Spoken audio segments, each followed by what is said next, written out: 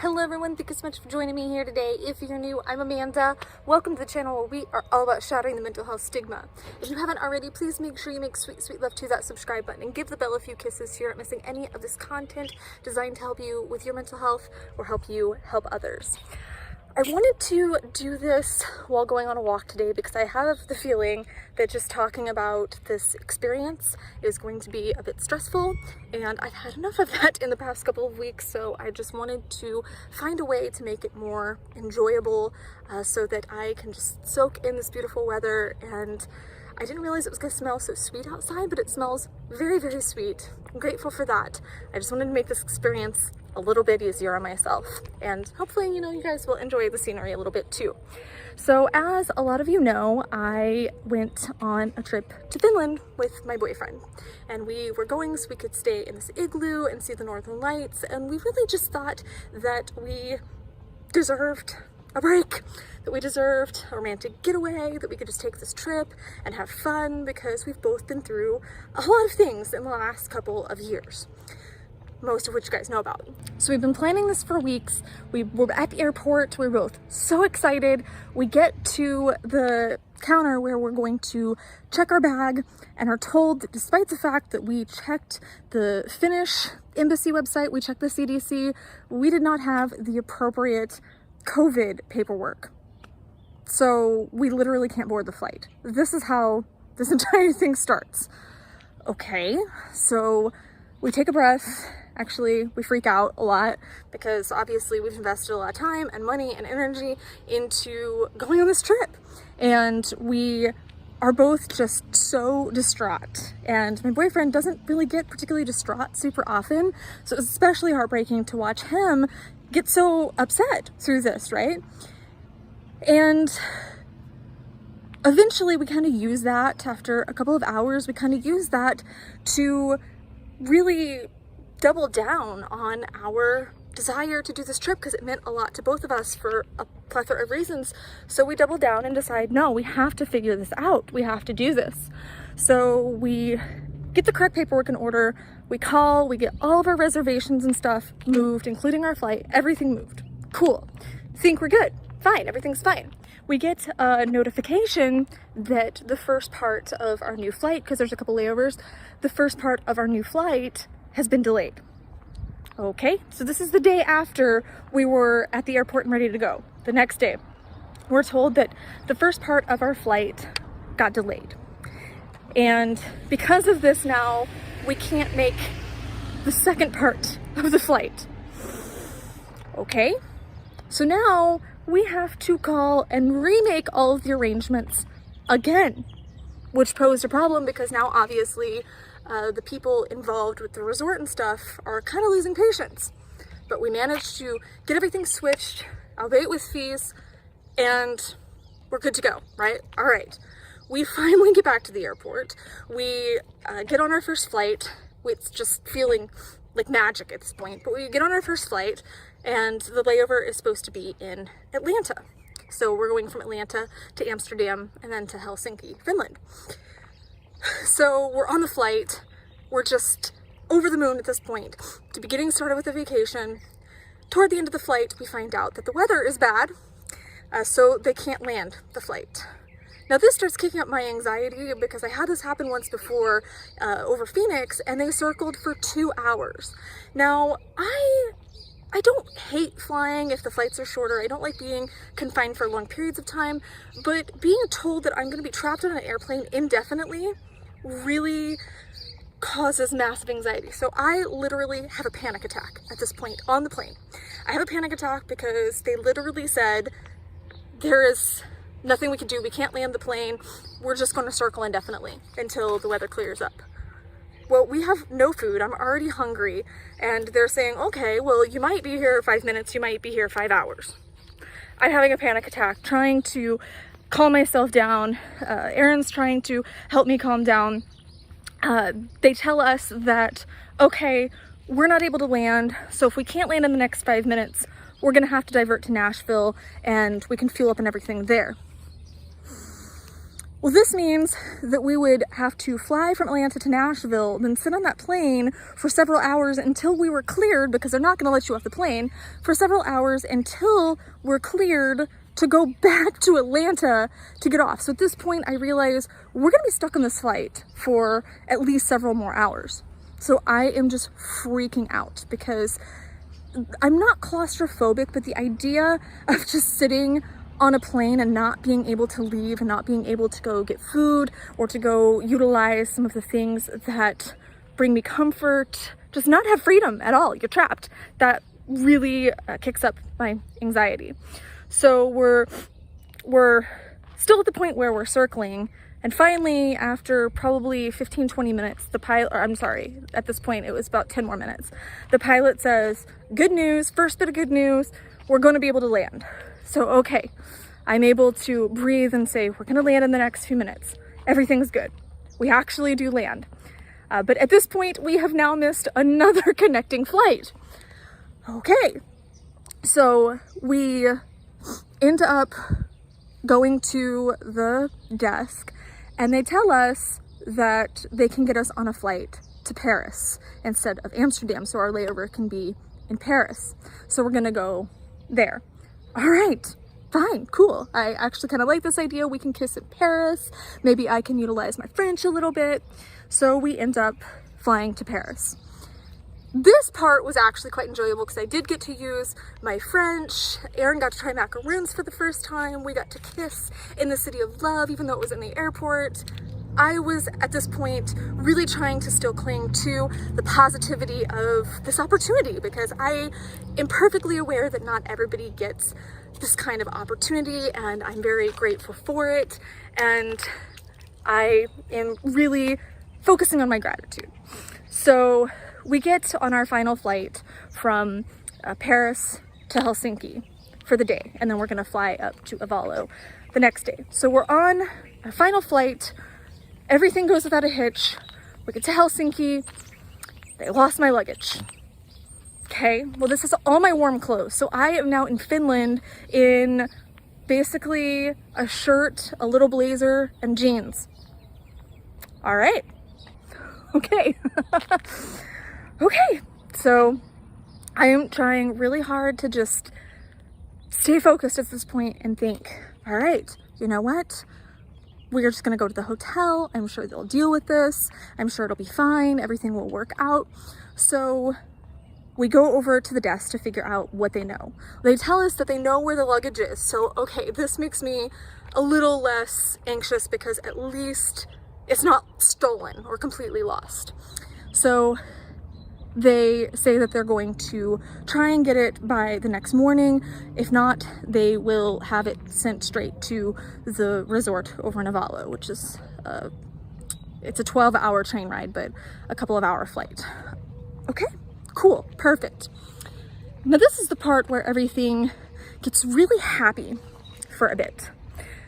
We ended up getting to the resort, and it was literally magical. It was so beautiful, so amazing. And I got to have all of these experiences, and that honestly is kind of what I live for, is just different experiences and getting to explore the world and explore different things and try new things. So I got to try lacca berries, which are also known as cloudberries, and they're only grown in Finland, so it's the only place that you can try them. So I thought that was really cool. I walked out of my igloo to see a reindeer just wandering around, and this was normal through the whole trip. It's just these reindeer wandering around. There was a husky farm there, so every night I went over and cuddled and played with these huskies. There was dinner provided every night, so we got to have these delicious, amazing meals every single night and just have drinks with each other and stare lovingly into each other's eyes. And I'm not kidding, we did that every single night, just kind of in awe at this experience we're having with each other. And we got to go on snowmobiles together, which there was a lot of beauty in that because I was just being so mindful of my surroundings, and it was a great mindfulness exercise, and it was a great kind of thrill-seeking exercise. And I got to go on a toboggan with him. I'd never been on a toboggan, so we had these little toboggans and we got to go down the hill and do these little toboggans. We had I don't even know how many long talks just about life and about our views on things and about our future together. And it was absolutely something taken right out of a movie. At the end, we got to see the northern lights just dance and light up the sky with all this green, and it looked kind of like an alien invasion. It was so gorgeous. And I will never forget those moments. And I know that the northern lights are on a lot of people's bucket lists, and I am so beyond grateful that I got to experience that, because it was absolutely worth it. At this point, I'm thinking, okay, all of these things, it's so worth it, everything that we went through to be at this point, at this place. And I've been very excited to share this. I mentioned this in the live stream while I was there, but I'm very excited to share this. One of the songs that I've avoided listening to for a very, very long time, because I couldn't do it without just breaking down, is Somewhere I Belong by Linkin Park. And I didn't listen to it because I really felt like I've never had somewhere to belong, particularly, especially since my parents passed away.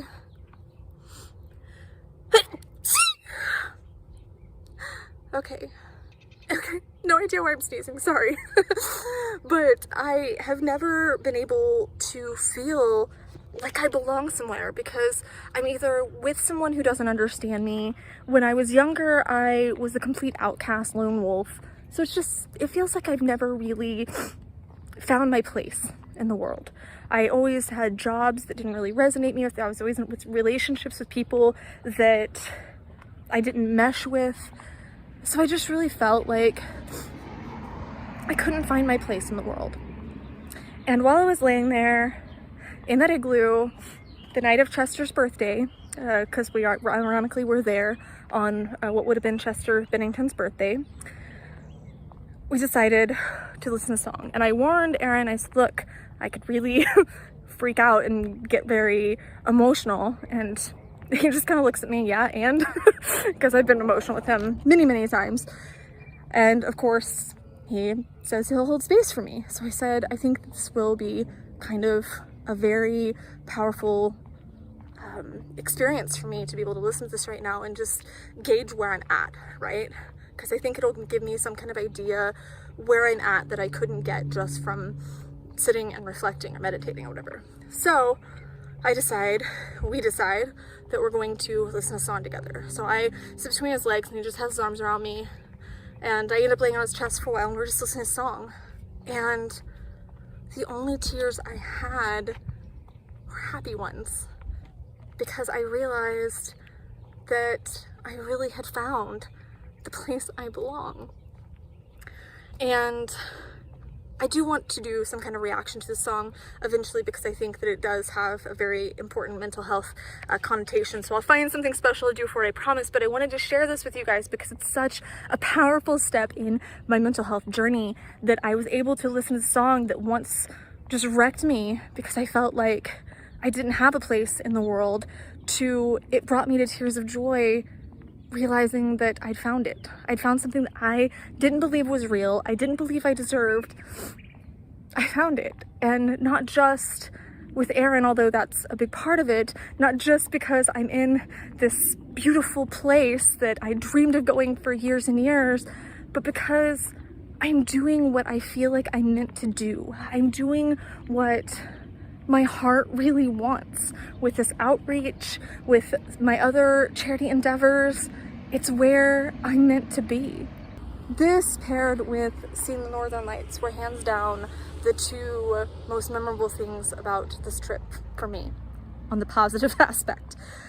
So with the Northern Lights, we were so anxious that we weren't going to get to see them, because we were there 3 days and we saw a little tiny flicker one night, but we just felt like we didn't get the full experience. So we were so having symptoms of anxiety over not being able to see the lights, and oh my gosh, did we waste this whole trip? And you know, our minds kind of got carried away with us. And then on the last night, they came out in the most glorious, beautiful, full force you could possibly imagine. And the whole sky is just this green and these lights, and they were dancing and it was beautiful. But then at the end of the show, at the end of the experience, I started feeling all these weird symptoms and I couldn't figure out what was going on.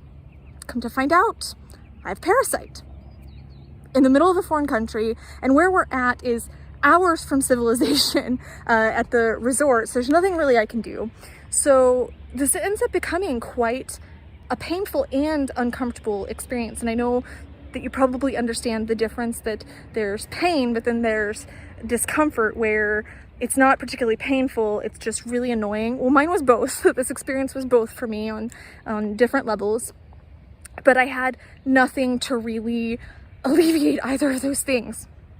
So I didn't sleep that night, and I was pretty much just thrashing around and had another panic attack, which I hadn't had many panic attacks in a while, so I don't really have panic attacks frequently anymore. So to know that I had had a couple within this span was a little alarming, but I end up making it through the night. Erin stays up with me. We end up surviving the night.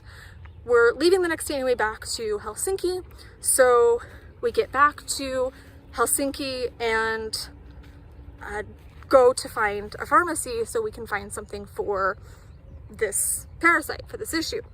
I have no idea, by the way, where I got it or why, but just something else to add to this adventure, right? So we get back to Helsinki, we find medication that's supposed to work pretty quickly to deal with it, and we get to our hotel. So we're at the hotel. I popped the medication over dinner. We have dinner close to the pharmacy, which was delicious, by the way. The dinner was absolutely phenomenal. Almost all of my dinners while I was there were phenomenal. I got to try all these new drinks. It was really cool. So we have this really phenomenal dinner. I pop the medication. We get back to the hotel. I'm waiting for it to set in. I start to wind down, and everything, and the symptoms kick up full force all over again. Okay, well, I thought the medication was supposed to be pretty quick acting, but I tried not to let this take me over too much, because I thought, okay, just give it some time to set in. But then I realized that we had to be up at 4 a.m. to catch our flight back, to start our travel back. So this is probably around 8 in the evening there. And I think, okay, I'm gonna do my Duolingo and my yoga and all these things to continue to wind down and give it some time to kick in. The symptoms start getting worse. Okay, I don't sleep another night. I take that back. I think both nights I slept about an hour and a half each. So I was on about 3 hours sleep for a combined 2 days. Get to the airport. We had asked everyone what to do about getting a COVID test, a negative COVID test, to get back into the States. And they said, don't worry about it. There is a COVID place at the airport that will be open when you get there, even though it's really early in the morning. Just get your negative test there and it'll be fine. We trusted these multiple people that told us that the place was not open. We had the kits on us that the CDC approved and everything. It's a CDC kit for COVID. We had these kits on us and we said, look, we'll take a negative test right here in front of you. Of course, that's not acceptable. They need the paperwork. And we said, well, it's not really our fault that we were told by airport employees and other people that this COVID site would be open at this time, because it has to be within 24 hours. So we really didn't have a lot of options that this COVID site would be open, and it's not. Well, we couldn't board the plane. So we go back to the hotel where I'm still wildly uncomfortable. I'm exhausted. He ends up trying to call the airlines and the travel companies and stuff to get this sorted out. They're telling us it's going to cost $5,000 to switch the flight, even though this was not exactly our fault, because we tried to get the information needed to do the responsible things and do all of the things that were mandated, and we were given false information by multiple people. Okay, so now we're kind of stranded in Finland. Somehow they ended up switching our flight so that we could take another flight to Amsterdam to start the journey home. They ended up switching our flight, but now we have to run back to the airport. So no rest, no nap, no nothing. Run back to the airport to begin 18 hours of travel. Okay, so we're at the airport. We go up to the counter, we explain the situation, explain that, you know, we got everything taken care of. We got COVID tests now because the place was open. So we got our COVID test, we ran over the counter, and we find out that while they switched the booking and we have seats on this flight, the tickets themselves aren't showing up yet. I don't even know what to think about that or how that works, but I'm exhausted to the point of where I'm already having symptoms of sleep deprivation. So I'm starting to feel the anxiety, I'm starting to feel slightly dissociated, and I'm just having these symptoms of sleep deprivation. And insomnia and sleep deprivation, as I said before, are things that really, really kick up my symptoms of anxiety. So I am starting to cry at this point because I'm just so done with all these things. I want to go home. Like, at this point, I just want to go home. So we do eventually manage to get on this flight, and for the most part, I am happy to announce that everything was pretty smooth getting back to the States. Other than being on the flight, the symptoms of this parasite had still not started to subside, kicked in really hard. I was having panic attacks on the flight. I can't sleep on a flight anyway, but especially with these things going on. So I kept going to the bathroom just so I could freak out in private. So I was in the bathroom. Aaron's passing out because he's exhausted, so he's just in and out of consciousness. So I am trying my best to get through this. And I guess the last little hat nod from the powers that be was when we got back to the airport. The train that takes you to the parking and stuff was not in operation. So we had to go back down, drag our luggage back to the shuttle to get over to our parking. So we had to wait for a while for that. Okay, so we're home now, and great. And in retrospect, like I said, I am really grateful for this experience, but there's several things that I wanted to share about how this affected my mental health, how I think I could have done things differently, and the lessons that I learned during this process. But first and foremost, I want to point out something very important. We might think that because we have an emotional reaction, if we have struggled in the past, that this means that we are regressing with our progress. And in this situation, or in many situations, it's very important that we look at the situational context of the emotions and what's going on when we're having these intense emotions. Now, all of the things that happened, yes, I was having panic attacks, yes, I was crying, yes, I was totally, you could say, emotionally dysregulating, but these were reasonable reactions to have given the circumstances that I found myself in. So it's very important that we understand that there are circumstances where intense emotions are appropriate, and it's not necessarily emotional dysregulation because they are appropriate responses to extremely overwhelming challenges.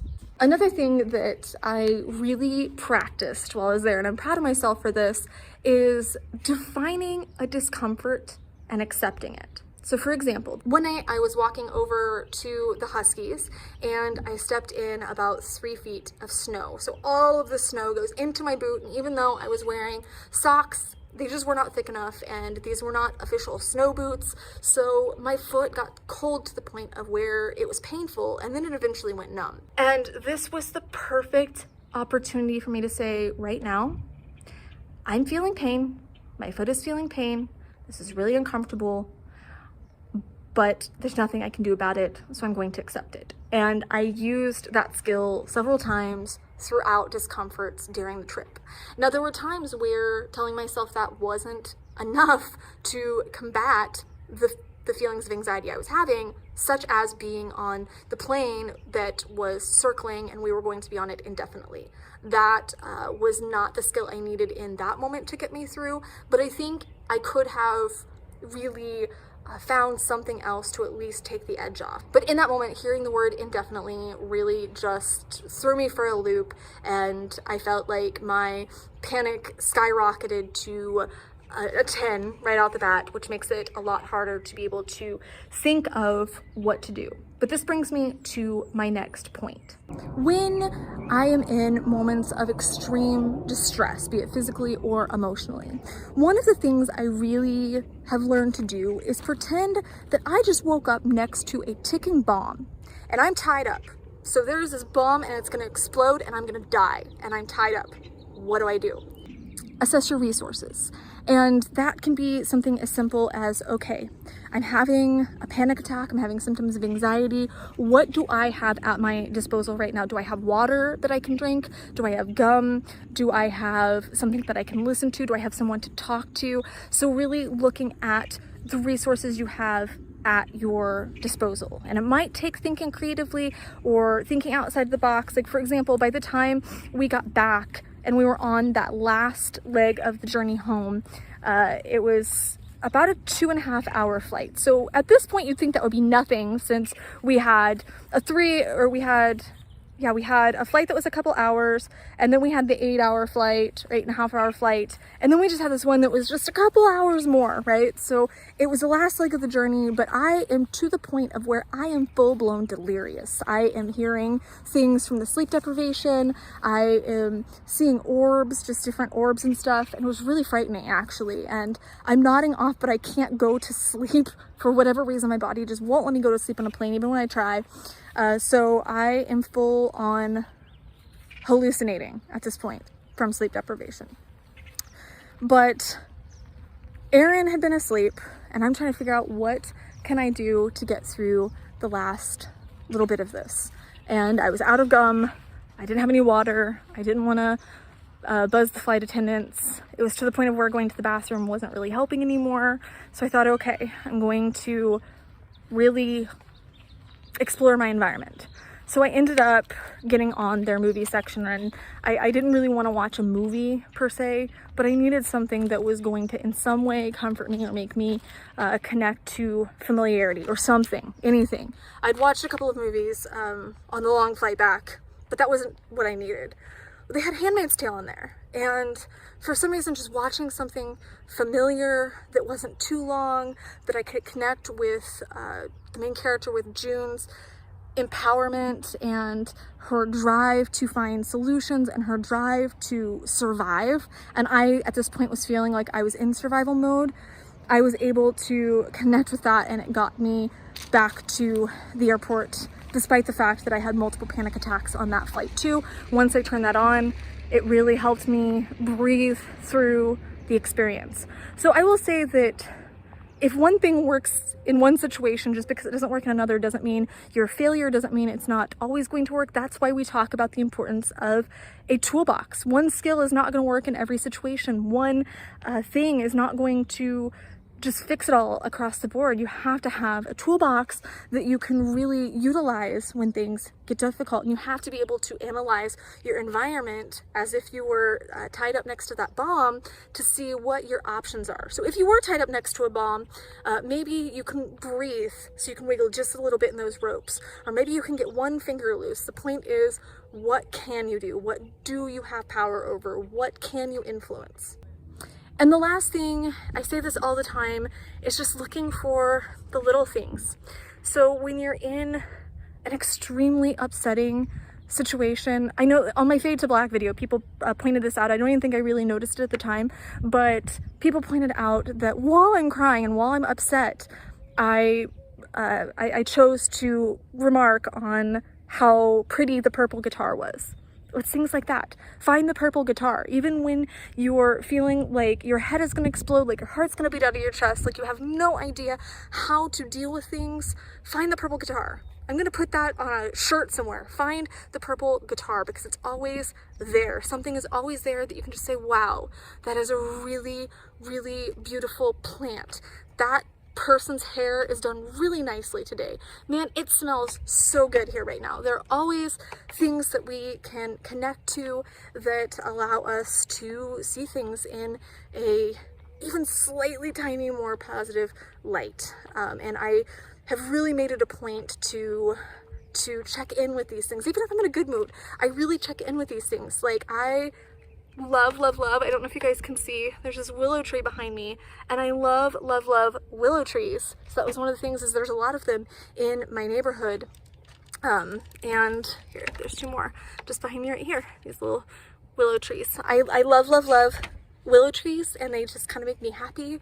And I'm not even sure why. Maybe it's because they look like they're being drugged down, but they're just hanging on and they're surviving. And they're like the weeping trees, because they're called weeping willows. They're weeping, but they're still thriving. And maybe that's why I connect to them. Hadn't really ever psychoanalyzed that. Thanks, guys.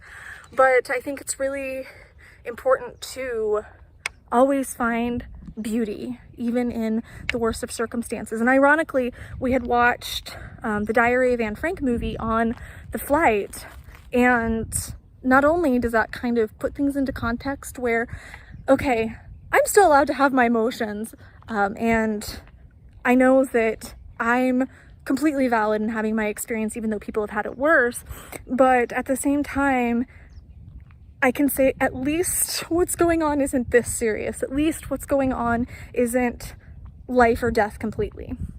So that really helps. But Anne Frank was really big on talking about finding the beauty in the world despite your circumstances. And I firmly believe that if someone who's hiding in an annex from the Nazis, fearing death every single second of every single day, can find beauty in the world, there's no excuse for the rest of us. So I hope you enjoyed this walk with me and just hearing a little bit about my vacation and how it affected my mental health and my experiences and my insights and the reflections that I had on how I handled things. Maybe you guys can tell me how I could have handled things a little bit differently. So next time I'm stuck on a flight that's just circling and I don't know what to do, what would you have done? What would you have done in some of these circumstances to improve the situation? I'm curious because I really do want to learn from them as much as possible. And I will say that I had done the breathing and the meditation and the tapping and things like that, and that just wasn't working. So I'm just trying to think if there's something I overlooked or missed, because I really do want to grow from the experience and think, what can I do next time? So maybe you guys have some insights for me. What was your favorite part of getting to go with me? I'm really sorry that I didn't think to film while these things were happening, because I think it would have been incredibly powerful for you guys to see how I was managing them, or how I wasn't managing them. That's not true. I was still managing, even if I was crying, even if I was panicking. Like I said, it was appropriate given the context, but I would have really loved to share that with you guys, but I wasn't thinking about it at many of the times, and I know that that's restricted on airlines. You can't film or anything like that on airplanes nowadays. So thank you for taking this little walk with me. I think I'll do this more often because it was extremely enjoyable just to free talk and just to come out and enjoy nature while doing this, because I always feel like I have to be in front of this camera and there has to be this lighting and blah blah blah. But this was so much more enjoyable, and something that I think I'll do a little more frequently when I do vlogs. So let me know what you thought, and make sure that you share this video. You never know who might need to see it. Give it a thumbs up. Tell me your travel horror stories, or how you, like I said, would have dealt with some of these things, how you could have brought some positivity to them. And I love you guys so much. So make sure also, as always, kind of almost forgot, as always, good, bad, and crazy, you are free to share your experiences here in any of the comments on my videos. I want you to know that you have a safe place, free of judgment, to just be you and to just tell your story and to open up. And I read every single comment. I really try and interact with as many people as possible, because it's really important for me that all of you know that this is a community and that we're in this. I don't want to say we're in this together because it was so overdone during COVID, but we are in this as a community. So I love you so much. Mwah.